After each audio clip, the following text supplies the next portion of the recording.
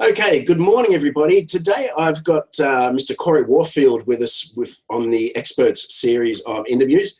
And Cory does some very impressive stuff with LinkedIn that he's going to share with us and give us some tips, some ideas, some suggestions, some pointers that you guys can take away with you and apply and get some results with ASAP. So welcome to today's interview, Cory. It's a pleasure to have you on board. Thanks so much, Derek. Thanks for having me. Okay, so Cory, tell me a little bit about how you actually got started with LinkedIn and what your journey's been like up until now, so to speak.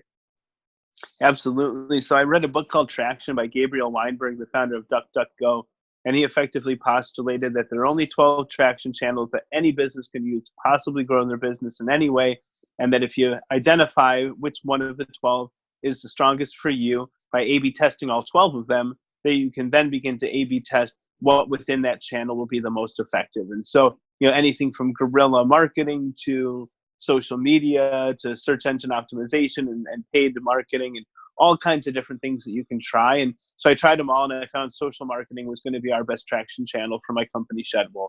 We're a B2B SaaS company. We help optimize employee shift scheduling. And so I found that it was social media, and I had been putting a fair amount of time and resources into Instagram and Twitter and Facebook, and I wasn't seeing very big returns.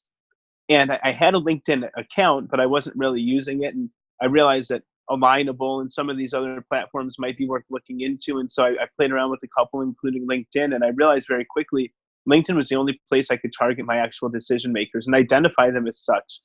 And I then realized that if I found the ones that were active, I could go to their activity and I could add value by liking and commenting on their things and let them get to know me by commenting on them. And it just opened up this entire door. I found a lady that was one of the early hires at one of the big quick serve restaurant chains that we had wanted. And she was somewhat of an influencer. And I identified I wanted her as either a client or a board member or both. And so I started commenting on her posts, and, flash forward to today, and we're best friends and we do business together. And we help each other's businesses out in a number of ways, but that's one of so many examples now.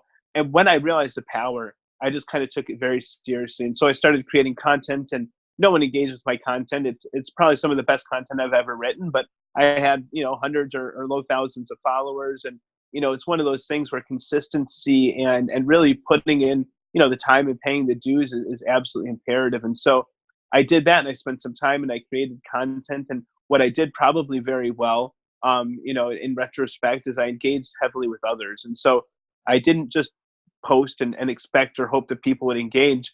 I would then go and I would engage with everybody else I could find. And I like all their content, and I'd comment on all their content, and I would actually kind of go through on a micro level and see who else liked their stuff and send them requests and kind of build this community. And next thing you know, after several months of really, doing what I consider to be adding value to some of these top influencers, a few of them started taking notice of me, and some of them started reaching out. And we had potential investors reaching out, and we had potential team members reaching out, and potential clients. And then a couple of the kind of bigger names started taking notice of me, and a few of them posted about me and started engaging with me. And then I shot through the roof. I went from 8,000 to 15,000 to 30,000 followers in the course of, I think, 2.5 months. I doubled from 15 to 30 in 5 weeks. So it wouldn't have been 1 month, but just a couple. And then it's just been kind of a steady growth since then. And I have weeks where I get a lot more views or engagement than others. But the reality is I'm able to put posts out that help people get jobs and help people learn, skill sets. And then I put out posts that I hope will be beneficial to others. But what I also do is I put out posts admitting my weaknesses and asking people for, help or for suggestions or feedback. And I put out posts about my company, and it's not a sales pitch. Quite often it's asking for what people think or what can make us better, or, where we might have gone wrong or left some money on the table. And people love to give their unsolicited feedback. And so through that psychological lens of how do I get people to give a damn about who I am, what my company is, while establish myself as a thought leader, how do I get them to stay engaged with me? Ask them for their thoughts, offer to help them, ask them for their help, figure out who they are as well. And so I took several months of really aggressively spending a couple hours a day to get to know my network, and hopping on video calls and going to have coffees. And really, I think people see me with the 40-something thousand followers, and the weeks where I get 500,000 views on my content. And, it seems very um, I don't know if I'd say easy or orchestrated, but the reality is anyone can do it. It's quite replicable. It's just a matter of putting in the time and being very deliberate and very strategic. And I took it so seriously that I did that. And, at this point, I'd say, the right people not only know who I am, but seem to show me a lot of love, on and off the platform. And it's opened up a number of doors and probably even a couple gates to some kingdoms for us. So that in a nutshell is kind of, what got me interested, and then what's kind of kept me going this whole time. And tell me, that lady that you mentioned earlier that you connected with on LinkedIn, you become good friends with, is she in your local area? Is she in another city or township? Is she interstate? Is she overseas? Yep, she's here in Chicago as well. Yep, yep. The reason I asked that is my experience with LinkedIn. I've got clients all over the world, and it's just opened up a whole bunch of new doors for me. It's quite extraordinary. You can expand your target market, your target audience with LinkedIn, depending on what it is that you're offering. Oh, you're absolutely right. We're talking to some of the royalty in the United Arab Emirates about getting permission for our software to be used there. I've been trying to learn Mandarin because we've got some big opportunities in China and Asia now. Exclusively, all that's because of my LinkedIn. Australia, we're actively seeking a VP of operations for Australia. We've got a lot of opportunity there. The United Kingdoms, what I've been doing on LinkedIn has the UK just begging for the software now. I'm scared witless of UK right now because of GDPR. I think I've been told that we should be compliant, but when their first fine is $8 million and the second one can put you out of business, I don't play. Yeah, I don't have any time to waste with that one. And my understanding is it would cost a lot just to see and secure the fact that we're GDPR compliant. And so that one I'm putting on the back burner. But yeah, you're absolutely right. LinkedIn's opened the doors to the world for us on the professional front as well. Yeah. And tell me, what was your reaction when you started getting those inquiries coming into your LinkedIn inbox? How did that feel for you? Well, if you're talking about the investors and the team members and the companies, it felt amazing. If you're talking about the thousands upon thousands of people every day that want a visa and want a job and want me to send them money, and that became overwhelming for a bit. And I think it took me some time. I used to just ignore them, or I used to message back and say not interested, or reject them as connections. And now that I'm breaking the 30,000 first connections on LinkedIn, I have to be very discerning about who I'm able to connect with and things of that nature. But I think for me on a human level, once I realized that these are people that were just misguided and needed help also, then some of those even less than desirable messages started to become fun as well. And I got to tell people, kind of, I'm not going to do business with you because I have a rule of thumb that I don't do business with people that cold pitch me. However, if you would have done this and this differently, perhaps I would have been a customer. And I've had people come back months later and say, I followed everything you said to the T, and it changed my life, and I got customers, or I got a job, or whatever it is. So at this point, I do know I probably have thousands of unopened messages in my LinkedIn if I scroll back through the annals, and it is what it is. But I really do try to get to every single message I get, and I'm excited whether it's someone that wants to throw $1 million into the company, or someone that wants a demo, or someone that wants a visa or a job. Now, I think I gave out a couple of visas last year. I don't know what I'll be able to do this year. But at the same time, it really has been a way to just kind of connect with people. And there have been people that cold pitched me that I didn't want to do business with. It turned out to be great at what they do, and I ended up, either hiring them or doing business with them down the road as well. So I just try to keep an open mind. I find it's a great tool for getting the conversation started. And many people that I talk to, and my personal experience is, if somebody pitches you too early, then 9 times out of 10 or 99 times out of 100 even, they blow it. Because the person on the receiving end is just not ready for that pitch. But more importantly, the relationship hasn't been established. And so establishing that relationship, I think, is key. And then what I've found to work extremely well has been to actually use permission-based marketing and ask them, would you mind if I sent you through some details about what it is that we actually do? And then you send them through a case study. I find that works extremely well. Has that been your level of experience with Shedwool? So for me, I'm a little bit of the renegade after 20 years in the hospitality industry. So I'm kind of more of the ask for forgiveness, not permission founder. That said, what I've been really loving to do is just, I've had to really fine tune it, because if you ask someone how you can help, it sounds condescending. And if you ask them for their help right away, it sounds desperate. So I've really tried to find a balance of adding a little bit of value and Yep. filling them out on an ask and kind of, hey, if I can ever be helpful, I'd love to make intros, shout you out on my profile to my 42,000 followers, or give you some advice. I prefer when it's solicited. By the way, I happen to notice that your company could use our software. If that's a conversation that you don't mind pointing me in the right direction for, I do have an aggressive referral program. And so it's kind of sandwiched in there. It's even my ask has some give, but it's, liberally saying you don't need to do business with me for me to want to be helpful. And I think so many people, and I still get these, probably dozens of them a day. Hey, Cory, how can I help? Well, you're asking me to work too hard. I don't know. Can you get me some customers? You want to throw some, like, don't make me go to your profile and figure out what you do and who you know. It's let me know if you're offering to help. What does that look like? And so that was kind of one of my moments of clarity. Is let me tell them what I mean by that. I've got a robust profile. Maybe check out your profile first, and then see what kind of business you're involved in, what it is that you actually offer, or what it is that you actually do for people, and then turn around and see if you can help them. Yeah, absolutely. And I will say the one time that I'm still rude to people, the one question that I'm unapologetically rude for is when people direct message me on LinkedIn asking me what I do. And my response to them is literally, oh, you can take a look at my profile.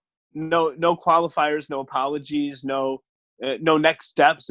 That's what you should have done. And hopefully I don't like the word shaming, but hopefully it's an eye opener for them, because that should have been table stakes. They should have done that anyway. You shouldn't be messaging me if you don't know something about who I am and what I potentially have put together or bring to the table or could use your services for. And it's awesome. So many people call direct message me and say, oh, we'll build an app for you. It's like, oh, you don't realize that I've built a number of apps that are used around the world, evidently. Like, no, like it's not either of our lucky day based upon this cold pitch you just sent me. But if I could ever make any intros, I really do. I love to not discount or discredit those people, but you do see a lot of the same kind of rookie mistakes made over and over and over. And what makes it even worse is often it's certain demographics of people, and not so much culturally, but in the same industries or professions, or with the same kind of my mindset. And to think that we might be able to teach these people how to be more productive and more of a giver or give first approach, I think could really help benefit businesses in a number of different ways and in a number of form and fashion. So it's been really interesting kind of getting to know different types of people and different types of cultures, different types of sales pitches and strategies, and have to kind of leverage psychology and politics to really get what I want out of it. Because at the end of the day, a lot of us are on the platform to help one another. A lot of us are there to uplift one another and empower, but we're all there for a reason, right? We've all got a business. We've all got to make money. We've all got, some kind of a great platform or service that's unique to our own USP. And so, to not be letting people know what we do for a living and to see if we can be of value, I think is also misappropriation. One of the strategies I found that works extremely well is to give quality content first, which content that basically helps people in whatever field that they might be in, or whatever particular target audience or target market that they might be in. And that helps you to basically start to build that relationship. And then as time goes on, as you establish, build and nurture that relationship, when the message comes in your LinkedIn inbox that they want to know more about what it is you do and how you can possibly help them, in my experience, their mind's already 85-90% made up that they want to go ahead with you, provided the price is reasonable and within their expected price range. Has that been what you've experienced? Oh, absolutely. And it's been fun. So many people, we're playing in kind of a purple ocean where we've got some red ocean and some blue ocean in our sights. And some of the people that we're talking to have no clue that something like what we put together exists. And that's a different sales cycle. But a lot of people are very compelled by our price point, or, even just the fact that they can't find someone else. And one of my competitors on LinkedIn posting daily, and they'd rather do business with someone that they get to know. But I do think that the price and just the visibility and just putting yourself out there, kind of casting the wide net, as it were, has been really effective for us. Yep. I think also one of the other things that's really important is just for people to be themselves and to be authentic, because there are people out there that tell stories and they usually get found out either in the short term or in the long term eventually. So I think that's really important is just to be yourself and be authentic for anybody out there watching who's thinking about what they should do next. Yeah, I couldn't agree more. Yeah. And so tell me a little bit about your content and your posts on LinkedIn and the traction that you're getting with those. What are you finding that works well for you? Is it a combination or a blend of different style posts, or are you finding that one particular type of posts generates a better response than others? Yeah, so I've A/B tested this a lot, and it turns out that it is a moving target. But what I find for myself and others that I study is that a change of medium is very effective. So people that put out videos every single day, I find that they never do as well as the people that put them out 2, 3 times a week. I find that when you do some short posts, some long posts, some videos, some shares, that blend is really favorable to the algorithm and to your audience, and people don't get sick of you that way. People that always put out 1 or 2 liners, you kind of turn a blind eye to them, although you appreciate the fact that they're only asking for 3 seconds of your day. People that put out 10-minute videos every day, you get sick of them once you've seen one, you've seen them all, and nobody's got 10 minutes a day to just sit. I don't care how good the content is.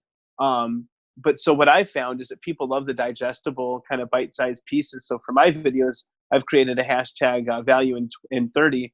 And I literally just put on my Clips app, which auto captions my videos so that people that are hard of hearing or in a loud office space can still enjoy them if they choose to.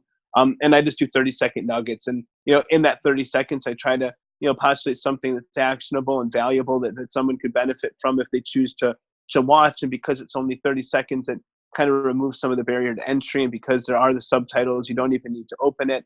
But still, I find that a lot of the content creators lately speak at people, not with them, and kind of are very condescending and tell people what they think they need them to hear. And through an empathetic or even a business strategy mindset, that's not good business. I don't watch them anymore. I can't tell you the last time I watched a video of Gary Vaynerchuk. So I got sick of him yelling at me, calling me lazy when I was working 100 hours a week for 3 years without a day off or a paycheck.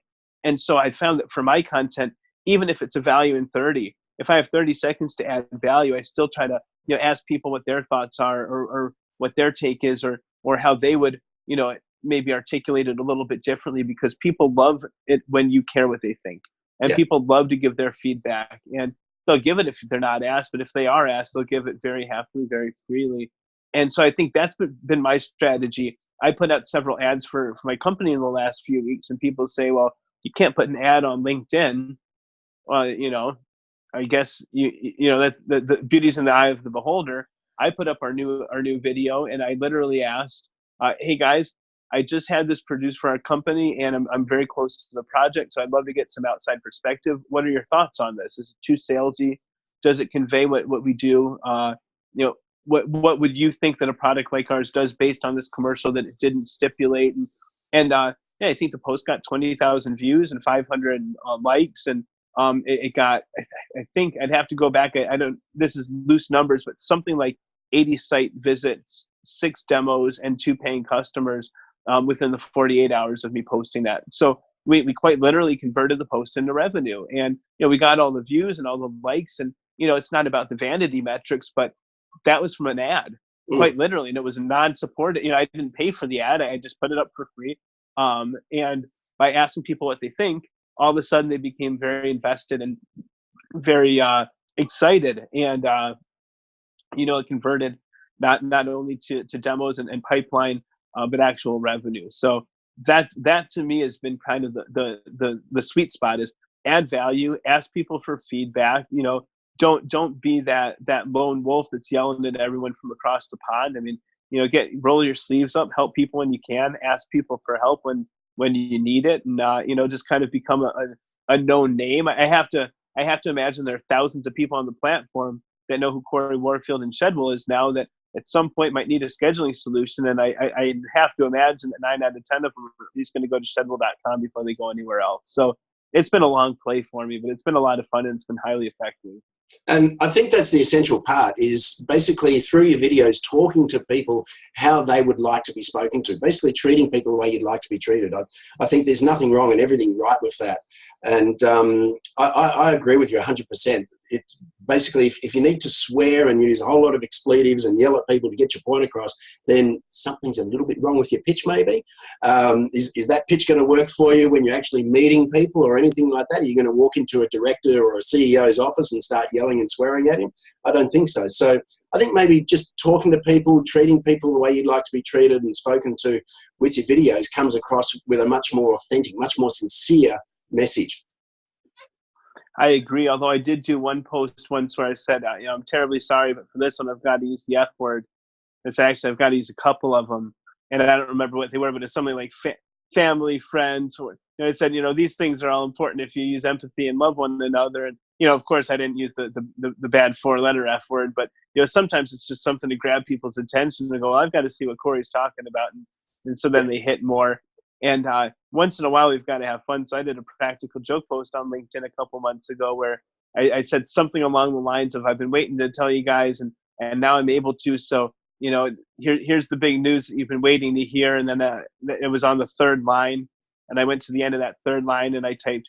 and I typed see more. And then I published it. So it looked exactly like you should be able to hit that see more and it would open up more posts, but there was no more post. It was literally just a practical joke. But I got hundreds of people, and there were people telling me they'd turn their computers and phones off 10 times, and were sitting there tapping on their screen and ad nauseum. And I was sitting in back just absolutely laughing from my evil lair, But you've got to have fun with people as well. But yeah, I that was a tangent, but love it. Yeah, absolutely. And so what have you found that works extremely well as far as getting traction on your posts or getting your posts out to a wider audience? What do you think works well there? So I'm a serial tagger. I tag so much that sorry about that. I had a call coming in. I tag so much that sometimes they don't let me tag for some time, but I'll go in and I'll tag anyone I've ever talked to, anyone I've ever engaged with.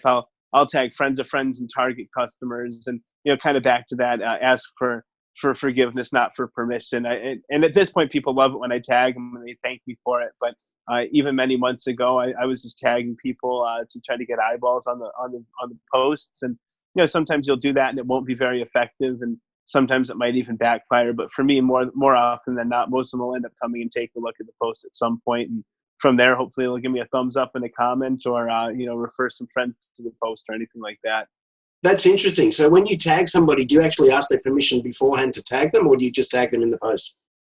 I just tag them in the post. I probably have hundreds of people a day tagging me in there. And I don't often tag in the post itself. I often tag in the comments. And a fun way to kind of do that is just tag someone. It feels a little bit spammy, but what I'll do is I'll say here's some great people to know. And then I'll tag 20 people, and then I'll say, if you want to level up your network, these 50 people are heavy engagers, and then I'll tag those 50 people. And typically they're strategic. Sometimes I'll tag my sales guy next to a potential customer or something, so they can see their names together. But for the most part, it's just a way to drive people to that content. And then what I also make sure I do, which I think is very overlooked and very important, is people that engage with my posts. I'll click on them, go to their profile, and go and engage with their stuff as well to return the favor. I think, call it the law of reciprocity or whatever it is. But I always figured that, if someone were adding value to me and I could add value back, it was not only the right thing to do, but it was the smart thing to do as well. Absolutely. I completely agree. And something like that can be the start of building that relationship with somebody who you might do business with in the future, or they might do business with you. Absolutely. Yeah. Okay. And let me ask you, are you a paid subscriber with LinkedIn? And if you are, you're not. And have you ever been?